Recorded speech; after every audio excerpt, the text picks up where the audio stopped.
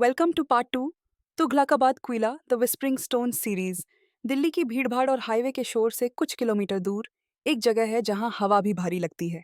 तुगलकाबाद किला, सुल्तान गयासुद्दीन तुगलक का अधूरा सपना और भारत की सबसे कम समझी जाने वाली शापित राजधानी। किताबें इसे एक विशाल पत्थर का शहर बताती हैं, लेकिन लोक कथाएं इसे बद्दुआ का किला कहती हैं। तुगलक ने मजदूरों को जबरन किले पर लगवाया, जबकि वही मजदूर सूफी संत निजामुद्दीन औलिया की बावड़ी बनाने में लगे थे। टकराव बढ़ा और औलिया ने गुस्से में कहा, दिल्ली अभी दूर है। और एक और वचन, या रहे उजाड़ या बसे ग्वाले।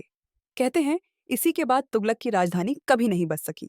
प्लेग, भूखमरी और मौत ने शहर को खाली कर दिया। कहिले की टूटी दीवारों और नीचे जाती काली सुरंगों में खड़े होकर मैं नोट करती हूँ कि यहाँ की हवा अजीब तरह से ठंडी है, जैसे कोई पुरानी सांस सिरहाने खड़ी हो। गाइड मुझे एक भुला दी गई कथा सुनाता है।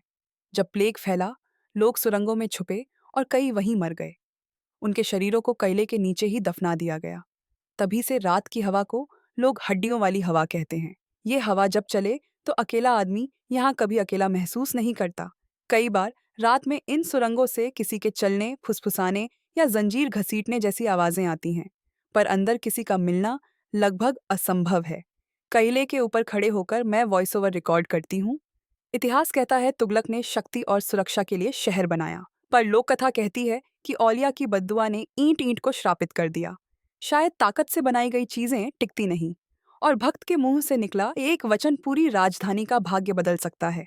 जैसे ही सूरज ढलने लगता है, हवा और भारी हो जाती है।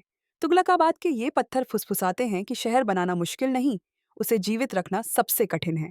और जहां श्राप की जड़ें इतिहास से भी गहरी हों, वहां रात की हवा भी कहानी सुनाती है। Stay tuned for last part of series Kumbhalgarh and please like, share and subscribe channel.